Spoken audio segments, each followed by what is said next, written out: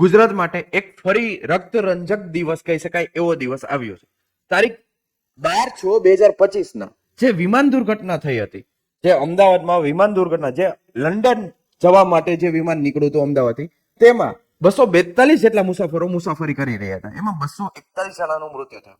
એમાં ભૂતપૂર્વ મુખ્યમંત્રી શ્રી વિજયભાઈ રૂપાણી પણ મુસાફરી કરી રહ્યા હતા, એમનું પણ દેહાંત થયું છે. આવી જ ઘટના આજથી 37 વર્ષ પહેલા એટલે કે 19 ઓક્ટોબર 1988 માં આવી ઘટના એર ઇન્ડિયાના જ આ ફ્લાઇટમાં થઈ. કહેવાય છે ને કે હિસ્ટ્રી પોતાને રિપીટ કરે છે. આવી જ ઘટના 37 વર્ષ પહેલા પણ ઘટી હતી, એ જ જગ્યાએ ઘટી હતી. હવે તેમાં 135 જેટલા મુસાફરો મુસાફરી કરી રહ્યા હતા અને એમાં 133 જણાનું મૃત્યુ થયું હતું. શું તમને પણ લાગે છે કે આવું ઘટના જે ઘટી છે તે હિસ્ટ્રી પોતાને રિપીટ કરી છે? કોમેન્ટ બોક્સમાં જરૂર જણાવજો.